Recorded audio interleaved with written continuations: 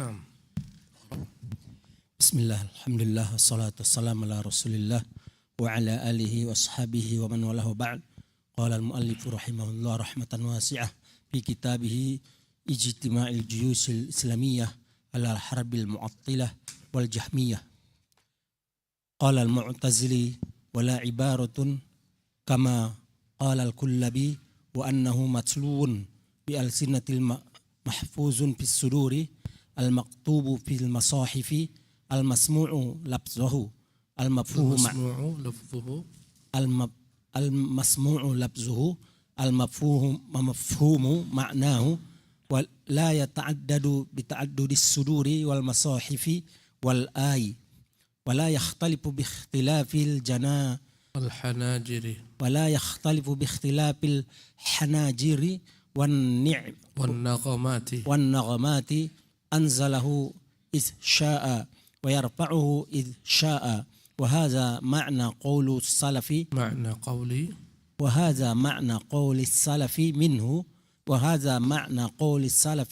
minhu bada'a wa ilaihi ya'udu. Bismillahirrahmanirrahim. Alhamdulillahi rabbil alamin.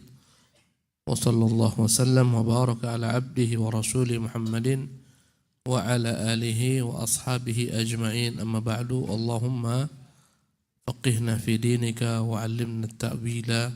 Subhanaka la ilma lana illa ma 'allamtana innaka antal alimul hakim wa tub 'alaina innaka antat tawwabur rahim. Allahumma ya muallima Ibrahim 'allimna wa ya mufahhima Sulaiman fahimna. Al-ikhwatu al-kiramu wal akhwatu al-karimat, hafizakumullah jami'an. Kita insyaallah melanjutkan pembahasan kitab kita Ijtima'ul Juyushil Islamiyah Al-Harbil Mu'attilah wal Jahmiyah. Kita masih berbicara tentang perkataan Ibnu Haddad Asy-Syafi'i berkaitan dengan akidah yang wajib diyakini ahlu sunnah. Beliau sedang berbicara tentang bagaimana ahlu sunnah memahami Al-Quran. Saya ulangi satu paragraf sebelumnya. Wa annal Qur'ana kalamullah. Wa annal Qur'ana kalamullahi rabbil alamin. Quran itu adalah perkataan Allah, Tuhan pencipta alam semesta. Nazala bihir ruhul aminu, yang dibawa oleh ar-ruhul amin Jibril ala qalbi Muhammadin, dibacakan ke atas dada Muhammad, khatamin nabiyyin sallallahu alaihi wa alihi wasallam. Dialah penutup para nabi-nabi, semoga salawat dan salam tercurah atasnya dan keluarganya. Anzalahu bi'ilmih, Allah turunkan Al-Quran dengan ilmunya. Wal malaikatu yashhadun, seluruh malaikat pun bersaksi bahwasanya Quran Allah turunkan kepada nabinya Muhammad dengan ilmunya. Wa kafa billahi syahida, cukuplah Allah sebagai saksi. Wa annahu ghairu makhluqin, dan Quran itu bukanlah makhluk. Makna makhluk yang dicipta. Ada dua perkara. Pertama, khalik, dialah Allah sang pencipta. Yang kedua, makhluk, dialah yang dicipta. Selain daripada Allah Subhanahu wa taala maka dia makhluk. Dan selain daripada Allah Subhanahu wa taala merupakan ciptaan Allah. Allah menciptakannya. Yang diciptakan itu namanya makhluk. Kita ini makhluk. Langit makhluk, bumi makhluk, gunung-gunung makhluk, lautan makhluk, ikan, binatang, tumbuh-tumbuhan, semuanya makhluk. Malaikat-malaikat, jin, manusia, semuanya makhluk. Arsy-nya makhluk, qalamnya makhluk. Ya, begitulah seterusnya. Hanya Allah semata sang khalik, sang pencipta. Jadi yang diyakini ahlu sunnah, Quran itu ghairu makhluk, bukan diciptakan Allah. Quran itu bukan ciptaan Allah sebagaimana yang diklaim oleh kelompok Mu'tazilah dan Jahmiyah dan semacamnya. Mereka mengatakan Quran itu makhluk, ciptaan Allah Subhanahu wa taala. Kita meyakini bukan, dia bukan makhluk, dia perkataan Allah. Dan perkataan adalah sifat Allah Subhanahu wa taala yang melekat dengan diri Allah Subhanahu wa taala. Ya. Manakala Allah kekal, maka sifatnya kekal. Ini maksudkan dengan Quran adalah apa yang tertulis di mushaf. tulisannya makhluk, tulisan, pena, printernya, kertasnya, tapi yang tertulis itu bukan makhluk. Kalamullah Jalla fi'ulah. Kau mendengar suara qari yang begitu indah menyambungkan Quran, suara qari makhluk. Yang disuarakannya, yang diperdengarkannya adalah kalamullah, bukan makhluk. Ya, ini keyakinan kita. Allah berbicara, Allah SWT berkata-kata, berbicara dalam Al-Quran melalui Jibril. Allah talkinkan kepada Jibril perkataannya, Jibril sampaikan kepada Muhammad, Muhammad bacakan kepada sahabat, ditulis oleh para sahabat, dikumpulkan jadilah Quran. Ini yang kita baca berasal daripada tulisan yang ditulis oleh para sahabat di masa Nabi hidup. Ya, sebagaimana dikumpulkan oleh Bakar Siddiq. Ya, kita mendapatkannya dari sahabat-sahabat Nabi, para sahabat mendapatkannya daripada Rasulullah, mendengarnya langsung dari Rasulullah, Rasulullah mendengar langsung dari Jibril, Jibril langsung mendengar dari Allah Jalla wa'ala. Tidak ada kitab dimanapun di bumi ini yang seperti ini, sanadnya muttasil, nyambung sampai kepada Rasulullah SAW. Dari Jibril, dari Allah Jalla wa'ala. Wa annahu ghairu makhluk, dia bukan makhluk.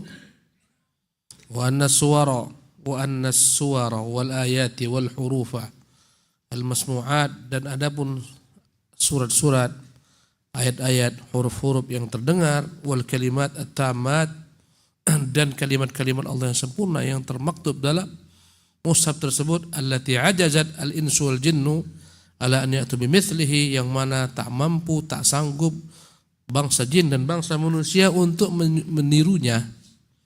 Walau kana ba'dhum li ba'dhin dhahira, walaupun mereka bertolong-tolongan seluruhnya untuk membuat semisal satu ayat daripada Quran, satu surat daripada Al-Quran terpendek, mereka tak mampu menirunya dengan segala bentuk keindahannya.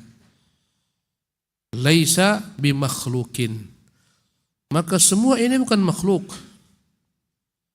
Semua ayat yang tertulis, surat-surat, huruf-huruf yang terdengar manakala dibacakan, kalimat-kalimat Allah yang dibacakan, yang tak mampu jin dan manusia menirunya, semuanya adalah kalamullah laisa bimakhlukin kama qala al-Mu'tazili, sebagaimana yang dikatakan kaum Mu'tazilah, Quran itu makhluk ciptaan Allah.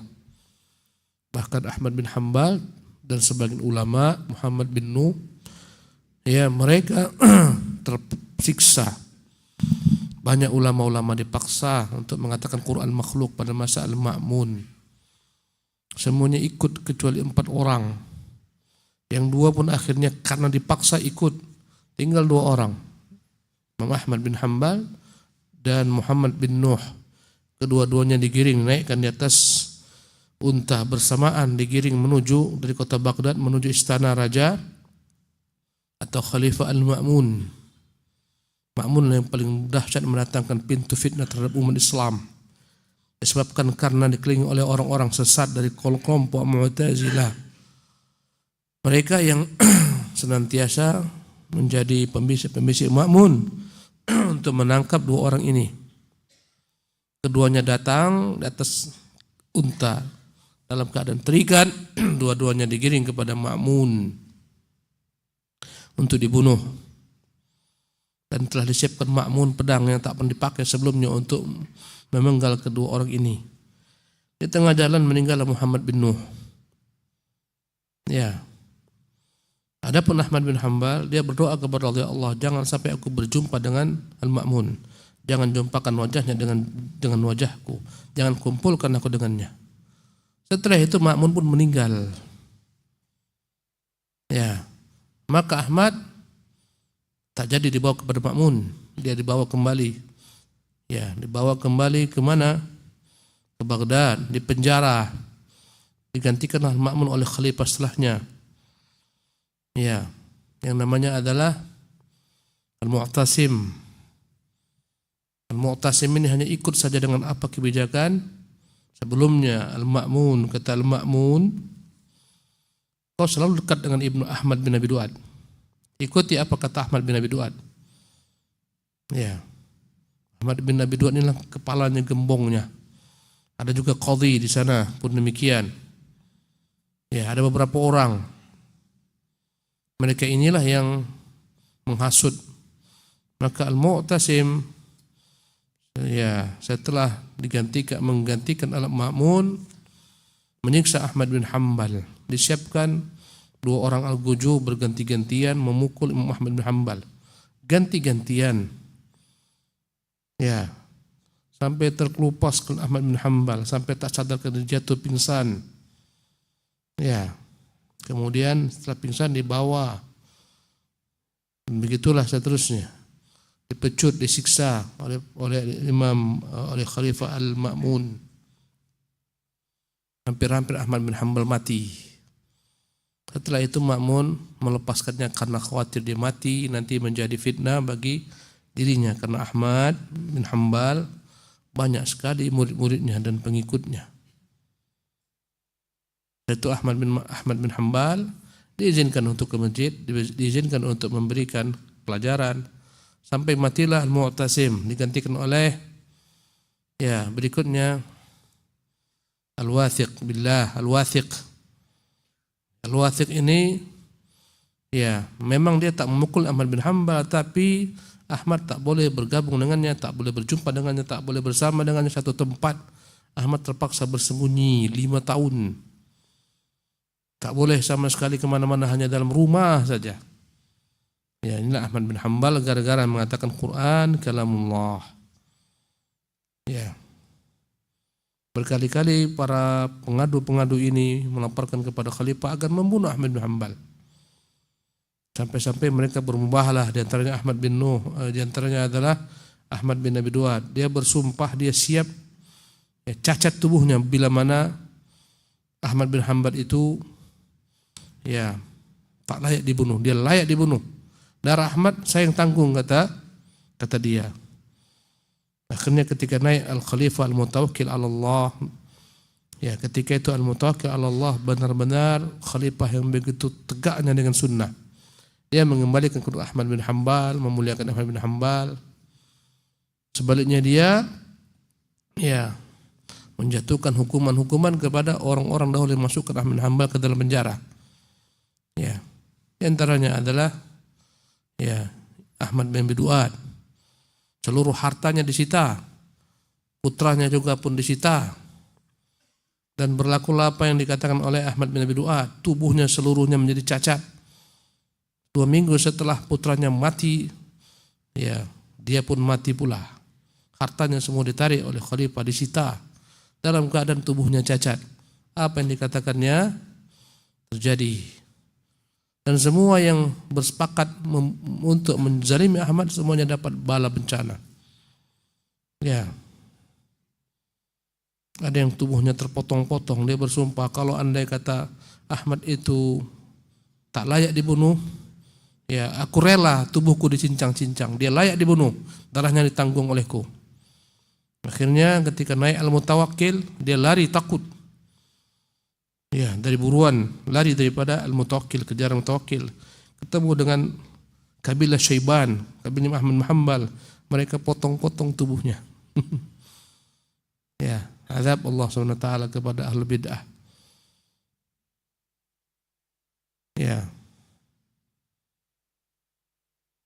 Dua Al-Guju pun sama, nasib mereka sama. Dan billah, mengerikan nasib mereka semua.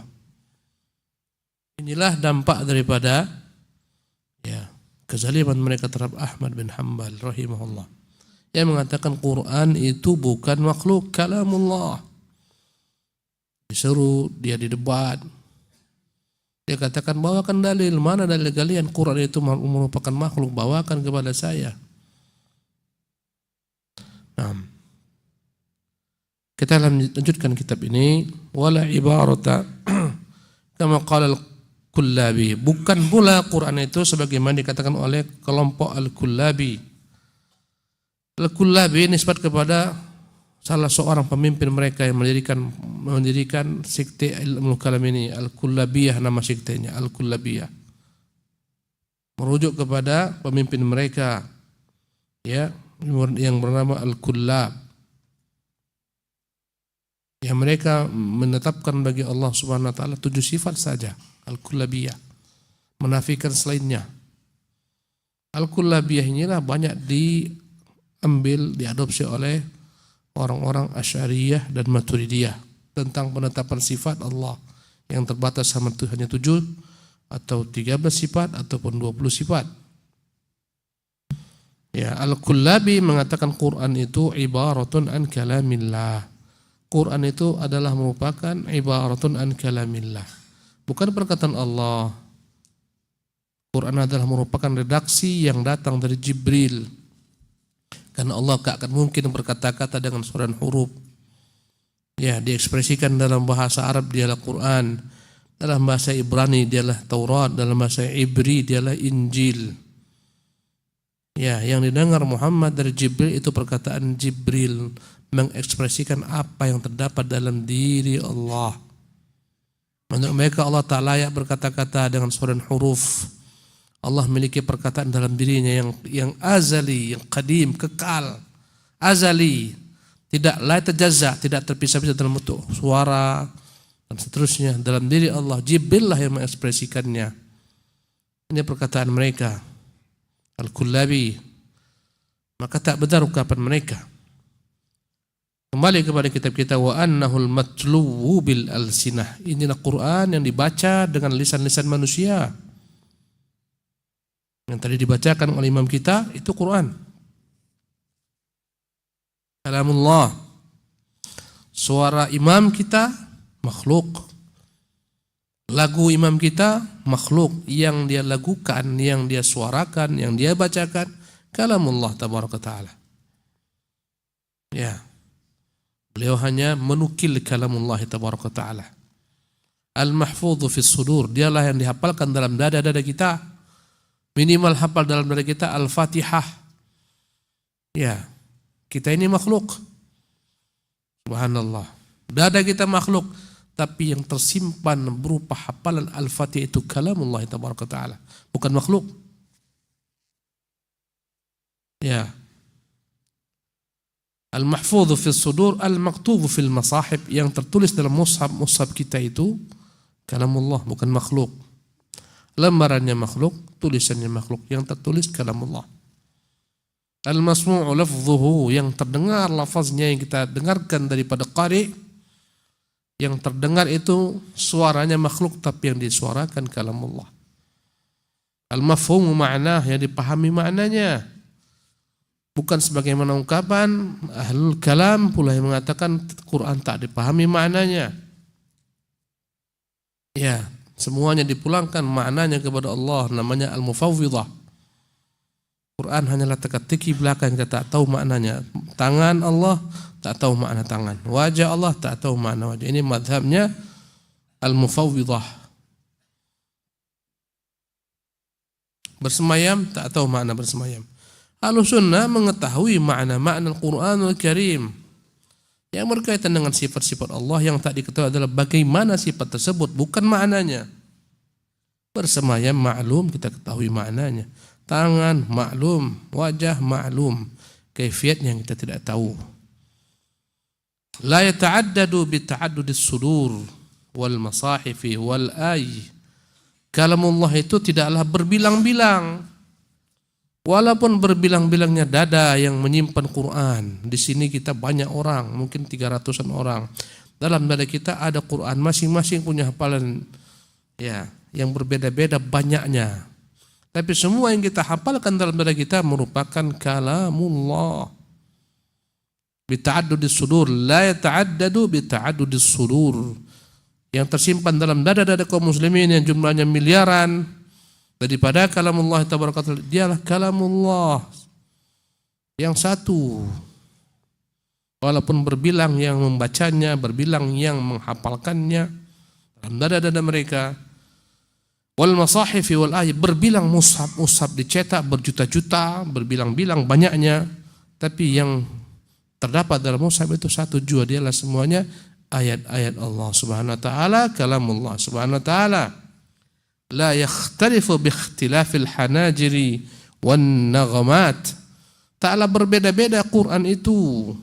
Bi ikhtilafil hanajir, meski berbeda-beda ya kerongkongan orang ketika menyuarakan surat Quran. Ya, al-hanajir leher ke bawah, al-hanajir. Ya.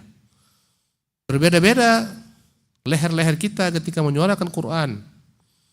Ya, an-naghamat, berbeda-beda lagu kita dalam melagukan Quran. Ada yang ikut Sudais, ada yang ikut Al-Mahir Al-Mu'ayqili, ada yang ikut macam-macam.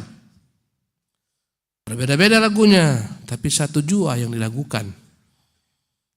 Anzalahu idza syaa, Allah telah menurunkannya kapan dia mau. Wa yarfa'uhu idza syaa, dan dia akan kembali mengangkatnya kapan dia mau. Kapan Quran yang Allah angkat, Allah Subhanahu wa taala angkat? Nanti sebelum hari kiamat datang. Ketika orang tak ada lagi yang membaca Quranul Karim, Allah angkatlah dari mushaf semua perkataannya, mushaf kosong, tak ada lagi tulisan, orang pun tak tahu lagi, satu ayat pun tak tahu. Alif lam mim pun tak tahu, hilang semuanya, kembali kepada Allah. Karena orang tak ada lagi yang membacanya, Allah angkat. Pertanda kiamat akan datang. Tak ada lagi orang yang mengatakan Allah. Allah izinkan Ka'bah dicongkel satu persatu oleh seseorang laki-laki yang datang dari Habasyah. Akhirnya Ka'bah pun hancur, kiamat pun datang. Jadi inilah perkataan ulama, wa hadza ma'na qaulis salaf, perkataan ulama salaf, minhu bada'ah, bermula firman Allah dari dirinya. Dari Allah dibacakan kepada Jibril, Jibril bacakan kepada Muhammad, Muhammad bacakan kepada sahabat, terus sampai kepada kita. Minhu bada'ah, darinya bermula, wa ilaihi ya'ud, dan akan kembali perkataan ini kepada Allah Subhanahu wa taala. Dicabut dari dada manusia, dicabut daripada mushaf, semua kosong. Kiamat pun datang. Nah, Ahsanallahu ilaikum. Wal-labziyatul ladzina yaqulun alfazuna bil Qur'ani makhluqatun mubtadi'atun jahmiyatun indal imami Ahmad wa Syafi'i. Naam. Ada kelompok namanya al-lafziyah. Dari kata-kata lafaz, al-lafziyah, ada kelompok yang mengatakan alladzina yaqulun alfazuna bil Qur'ani makhluqatun. Lafaz-lafaz kita dengan Quran itu makhluk. Dalam bahasa Arab, lafaz itu memiliki dua makna, dua konotasi. Pertama, lafaz bisa berarti apa yang disuarakan, lafzun. Suara itu lafaz. Bisa pula yang disuarakan itu lafaz.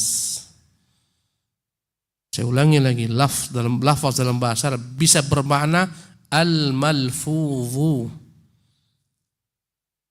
Al-malfudhu artinya yang dilafazkan. Al-malfudhu yang dilafazkan jelas kalamullah, tapi lafaz qari ketika membacanya makhluk. Jika dimasukkan dengan lafaz adalah suara qari yang melafazkan huruf-huruf Quranul Karim. Lafaz ini memiliki dua makna, bisa bermakna lafaz yang dibacakan qari, tentunya suaranya itu makhluk. Bisa pula ya yang disuarakan itu tidak makhluk. Jadi bisa berarti lafaz itu adalah suara. Ya, ketika membaca Quran itu lafaz. Bisa pula bermakna yang dibacakan. Yang dibacakan itu merupakan kalamullah. Karena kata-kata lafaz ini mengandung dua makna yang bisa saja salah. Pengertian orang yang mengucapkannya berbeda niat. Karena itulah ulama tak suka orang-orang mengatakan lafzi bil Qur'ani makhluk. Lafazku ketika melafazkan Quran itu makhluk. Boleh saja lafaz bermakna malfuz, yang dilafazkan. Yang dilafazkan kalamullah, bukan makhluk. Bisa saja bermakna lafaz adalah suaranya. Manakala dia memiliki dua konotasi yang bisa saja satu bermakna sesat menyesatkan, yang satu benar. Karena itulah ulama tak suka perkataan ini diulang-ulangi, diucap-ucapkan. Karena itulah mereka mengatakan al-lafziyah alladzina yaquluna alfadhuna bil Qur'ani makhluqatun mubtadi'ah. Kelompok yang mengatakan lafaz kita dengan Quran itu makhluk adalah kelompok bid'ah, ahlul bid'ah. Jahmiyah, mengikut Jaham bin Safwan, indal Imam Ahmad wa Syafi'i, menurut Imam Ahmad dan Syafi'i rahimahullah. Orang supaya jauh daripada segala macam syubhat, jangan berkata-kata yang tak jelas, berkata-kata yang jelas, karena lafaz mengandung makna. Suara qari bisa mengandung makna apa yang disuarakan oleh qari berupa bacaan, ya, daripada kalamullah tabaraka taala. Yang disuarakan itu tentunya kalamullah, suaranya makhluk. Karena itulah jauh hindari segala macam perkataan-perkataan yang bisa menggiring kepada makna yang sesat, makna yang salah. Karena itu Allah melarang kita untuk meniru orang-orang Yahudi dalam mengucapkan lafaz yang memiliki makna konotasi yang berbeda menurut mereka dan menurut kita. Ya. Allah mengatakan dalam Al-Qur'an, "Wa qulu unzurna wasma'u." Jangan katakan gimana ini Syekh Ibrahim, "Wa qulu unzurna" qabla dzalik. Naam, ya ayyuhalladzina amanu la taqulu ra'ina. Orang-orang beriman, jangan katakan ra'ina.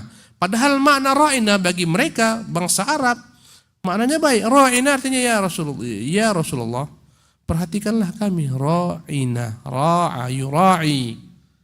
Orang Yahudi dalam bahasa ra'ina bisa berkonotasi ru'una, maknanya adalah kebodohan, kejahilan. Ya. Jadi bisa bermakna ra'ina, perhatikanlah kami, bisa bermakna konotasi lain dalam bahasa Yahudi, bodohilah kami.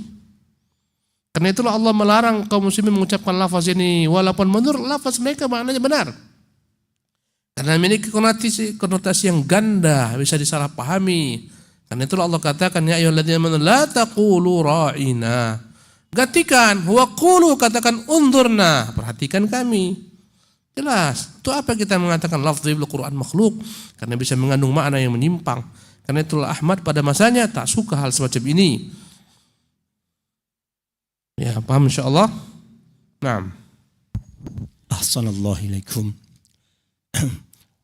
Akhbarana bihil Husain bin Ahmad bin Ibrahim At-Tabari qala sami'tu Ahmad bin Yusuf Asy-Shalinaji yaqul sami'tu Aba Abdullah Al-Husain bin Ali Al-Qattan yaqul sami'tu Ali bin Al-Husain bin Al-Junaidi yaqul sami'tu Rabi'a yaqul sami'tu Syafi'i yaqul man qala labzi bil Qur'ani awil Qur'anu bilabzi makhlukun fahuwa jahmi.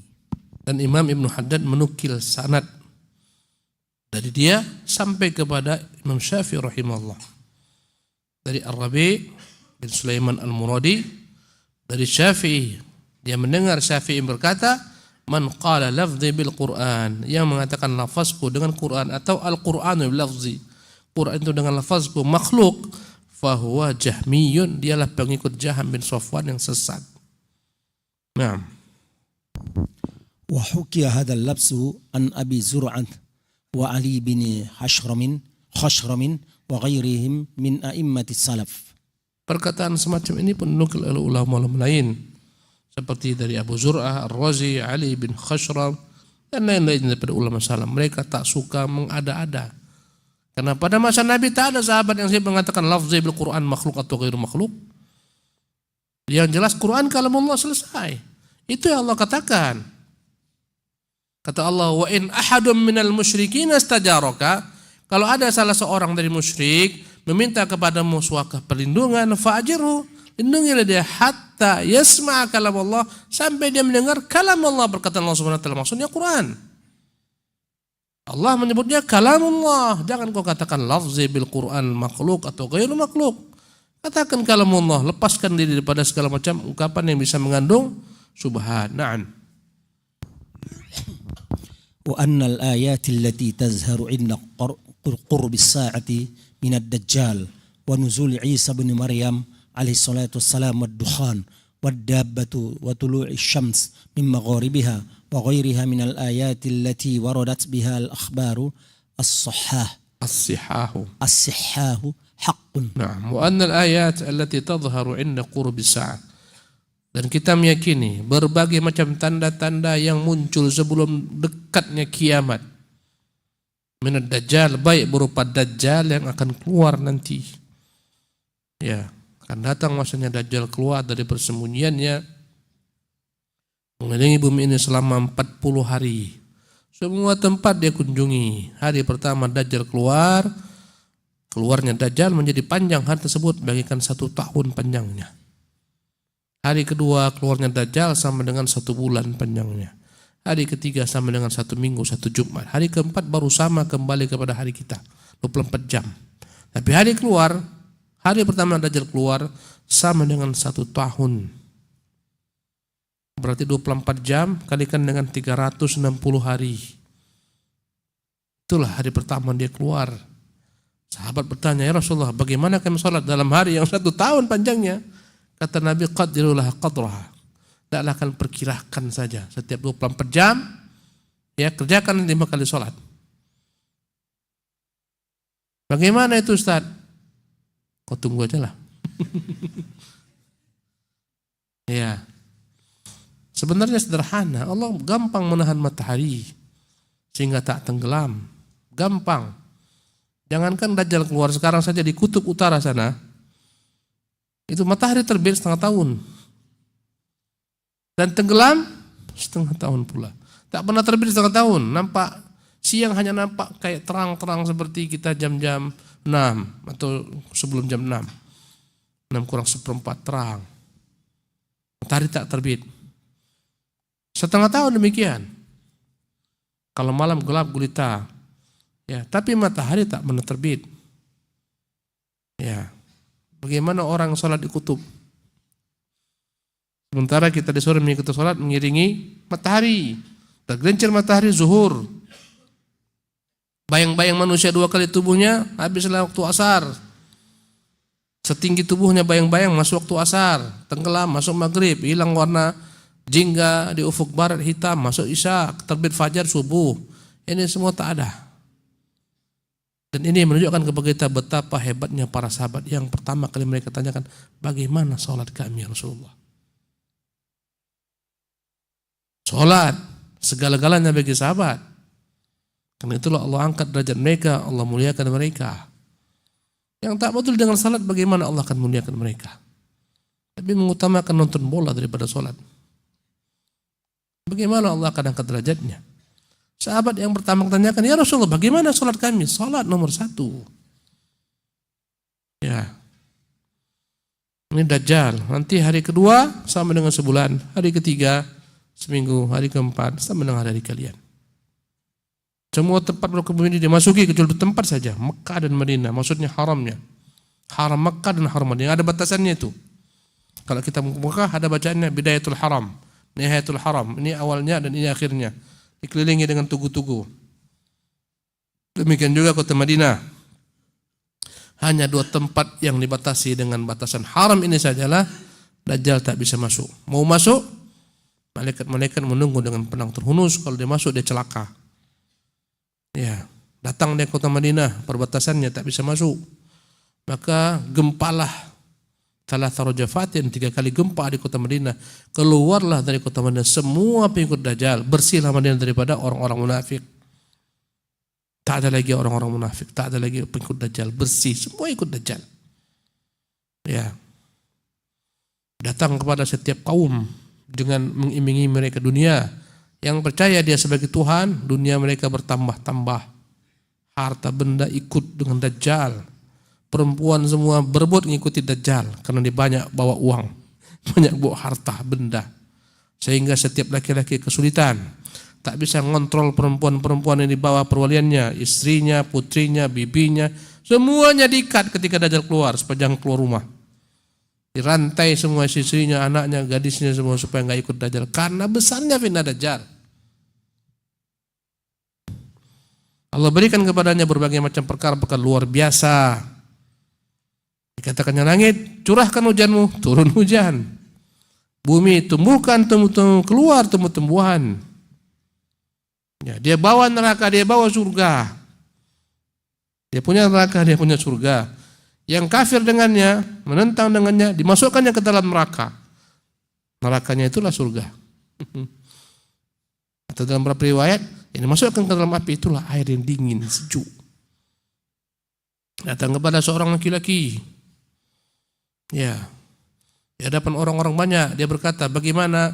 Dan laki-laki ini berkata kepada mereka, wahai manusia, inilah Dajjal yang disebutkan oleh Nabi yang mulia SAW. Kata Dajjal, apakah kau yakin aku Tuhanmu? Kata dia, engkaulah Dajjal disebutkan Nabi yang mulia SAW. Kami tahu Tuhan kami. Allahu Akbar. Na'rifu Rabbana, katanya, kami tahu Tuhan kami. Gak usah kau ajari, kami tahu. Ini menunjukkan dalamnya ilmunya tentang Allah, dalamnya ilmunya tentang sifat Allah, tentang perbuatan Allah Subhanahu wa taala, sehingga tak bisa dikelabui. Dajjal, kau jangan tipu saya kenal Tuhan saya. Allahu Akbar. Ini menunjukkan betapa pedulinya dia dengan Allah, sehingga dia kenal Allah dengan namanya, sifatnya, perbuatannya. Alangkah jauhnya kaum muslimin daripada Allah Rabbul Alamin. Dari nama-namanya, kalaupun hafal namanya sekedar hafal, tak paham apa maknanya, apa konsekuensinya, hanya sekedar dilakukan, dikumpulkan orang banyak melakukan Asmaul Husna, tapi tak paham maknanya, sehingga tak melahirkan berbagai macam perbuatan-perbuatan terpuji setelah memahami nama Allah. Laki-laki ini mengatakan, jangan kau kelabui saya kenal Tuhan saya. Dia berkata kepada manusia, bagaimana jika anak ini, pemuda ini, dan dialah sebaik-baik pemuda ketika itu, dialah paling baik seluruh permukaan bumi, pemuda yang paling baik kala itu. Ya, bagaimana jika aku penggal, aku belah dua anak ini, setelah itu kuhidupkan, yakinkah kalian aku Tuhan kalian? Kata mereka semua, kalau kau mampu menghidupkannya, engkau pasti Tuhan kami, karena kau mampu menghidupkan. Tertipu manusia. Pemuda ini dia tangkap, dia suruh ketika itu pengawal-pengawalnya tangkap. Ditangkap oleh pengawal-pengawal Dajjal, dan Dajjal itu ketika keluar 70.000 orang Yahudi dari Isfahan mengiringinya sebagai tentara-tentaranya. Yahudi mengiringinya. Ditangkap laki-laki tersebut, digergaji dari atas kepalanya sampai ke bawah sehingga terbelah dua oleh Dajjal. Setelah terbelah dua, Dajjal jalan di tengah-tengahnya. Dipisahkannya jalan di tengah-tengahnya, menunjukkan ini orang sudah kubelah. Ini bukan sulap, ini bukan sihir, tapi ini tipuan. Setelah itu Dajjal suruh hidup kembali. Seketika menyatu kembali jasad pemuda tersebut dan dia bangun kembali.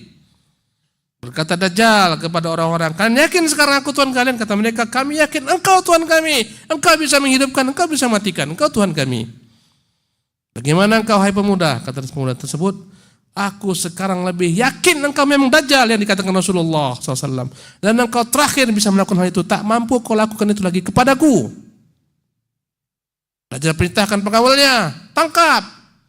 Dan Dajjal ingin kembali gergaji, tak bisa. Allah lindungi pemuda tersebut. Dan dia yakin Dajjal tak mampu melakukannya. Kenapa? Dari mana dia tahu? Dari sunnah Nabi. Inilah keutamaan mempelajari sunnah. Selamat daripada fitnah. Ya, keutamaan mempelajari Quran, selamat daripada fitnah. Betapa pentingnya kita mempelajari agama ini. Berapa banyak orang-orang yang terjebak dalam berbagai macam fitnah karena tak paham agama. Ya, dukun dikira wali. Itu yang bagi-bagi uang tuh, siapa nama lupa saya itu. Tak usah tersebutkan namanya, bagi-bagi uang. Nah, ternyata penipunya dia. Tangkap polisi di penjara, cak banyakkan lagi uang. Tak bisa, aku lagi demam. Banyak yang ikut tuh, sampai profesor dokter pun percaya. Dia analogikan dengan Sulaiman. Sulaiman pun, ini bukan Sulaiman. Kau bayangkan tuh, banyak orang tertipu. Berkeliaran dukun di permukaan bumi Allah SWT dengan bebas. Kecuali negeri tertentu saja yang tak bisa aman dia. Di Saudi, dukun ketangkap, bunuh. Di sini promosi di koran. Promosi di mana? Di media-media sosial. Bahkan bagi di jalan-jalan. Bagi jalan-jalan. Ya, ahli ini, ahli itu. Ya. Ki ini, ki itu. Macam ki hantu. Mana-mana dukun tersebar. Ya, ini semuanya karena minim ilmu. Kesyirikan merajalela, bid'ah luar biasa. Bagaimana mereka mungkin kenal Dajjal kalau tak kenal mereka sunnah Rasulullah? Bahkan yang mereka hidupkan adalah bid'ah yang Nabi tidak kerjakan. Ya. Al-Aqsa itu akan kembali menjadi milik kaum muslimin. Kapan? Ketika yang memperjuangkannya adalah orang-orang yang mengikuti sunnah Nabi yang mulia SAW. Dakwahnya sebagaimana dakwah Nabi yang mulia SAW. Ya, andai kata kita masih tidur lelap dalam syahwat dan syubhat, tak mungkin hanya bermimpi mengharap dapat merubah dunia. Dajjal ini akhirnya, ya, Allah turunkan Isa bin Maryam. Isa gelarnya Al-Masih, Dajjal pun gelarnya Al-Masih, sama-sama Al-Masih. Dajjal diberi nama Al-Masih karena dari kata-kata masaha, artinya menyapu. Dia menyapu bumi ini seluruh bumi. Menyapu bumi maksudnya melintasi bumi dalam 40 hari. Karena itu dikatakan dia Al-Masih.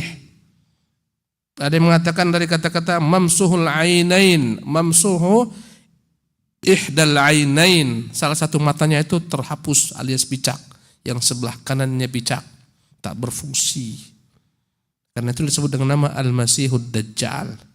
Adapun Isa bin Maryam dikatakan Al-Masih, ya, Al-Masih Isa bin Maryam, kan hanya Isa saja di seluruh anak Adam itu yang selamat daripada sentuhan syaitan. Setiap anak Adam ketika keluar dari rahim sang ibu, syaitan akan menyentuhnya, akan menekan perutnya sehingga sang bayi menangis, kecuali Isa bin Maryam. Allah lindungi. Hanya Isa bin Maryam saja, tak ada yang lain. Karena itulah dia disebut dengan nama Al-Masih. Ya. Ada yang mengatakan dari kata-kata masah, kalau andai kata Isa mendatangi orang sakit, dia hanya usap saja, yang kena sopak, kulitnya langsung normal. Dia usap mata yang buta, seketika menjadi normal. Karena itu disebut dengan nama Al-Masih. Turun Isa ibnu Maryam, Dajjal lari ketakutan. Ya. Dajjal itu lari ketakutan. Larilah dia sampai tiba di Damaskus sana. Damaskus itu negerinya sudah ada, sudah porak-poranda dengan perangan. Satu pintu di Damaskus sana namanya pintu Lud, Babul Lud.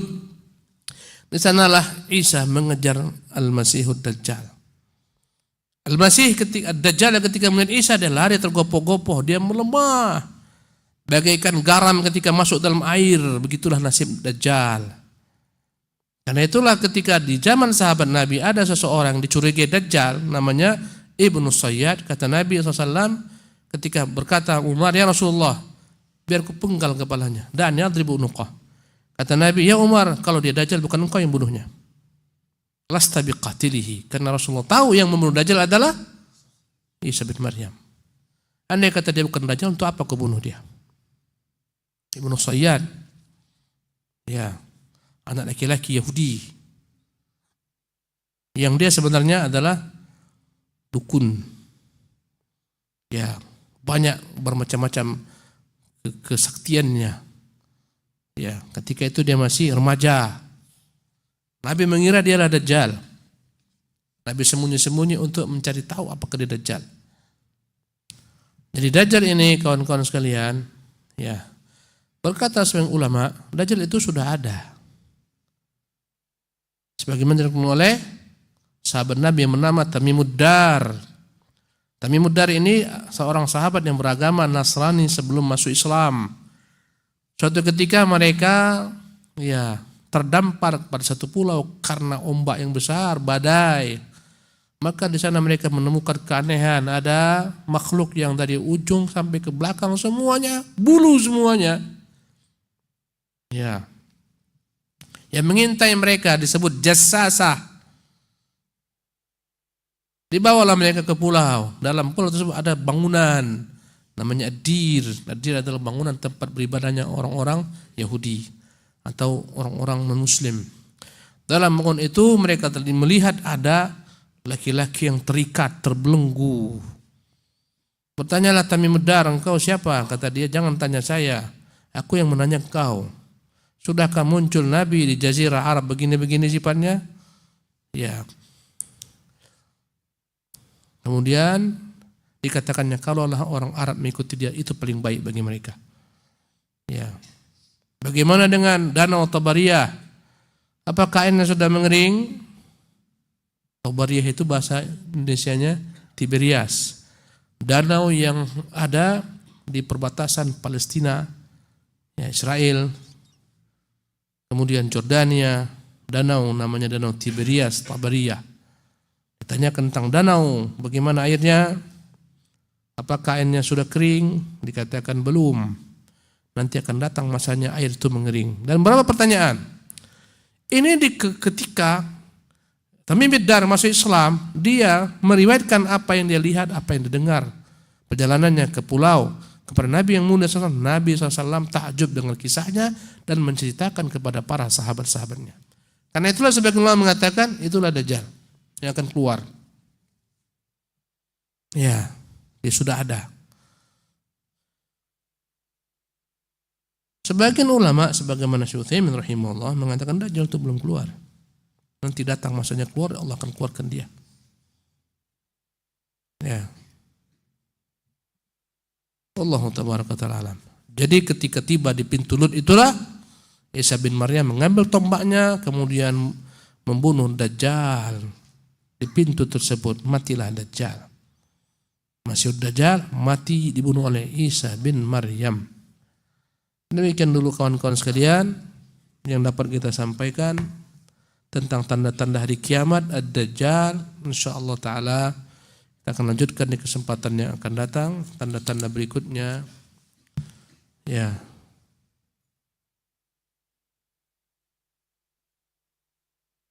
Bolehkah seseorang menghafalkan Quran dengan memotivasi dirinya bahwa ini adalah yang dihafalkan kalamullah? Boleh. Ya, bagus. Quran adalah kalamullah. Alangkah indahnya kalau engkau menghafalkan perkataan Rabbul Alamin. Ya, orang yang mabuk cinta aja datang surat dari pacarnya, itu surat udah dibacanya 50.000 kali, diulang-ulangnya aja. Bacanya, tengoknya, letakkannya dadanya. Sudah lecek tuh surat. Itu makhluk dengan makhluk, bagaimana Allah Rabbul Alamin. Itu dulu, tak ada lagi sekarang surat. Itu dulu, remaja-remaja dulu itu. Ya, mungkin nanti punya pengalaman. Wallahu a'lam wa sallallahu wasallam Muhammad.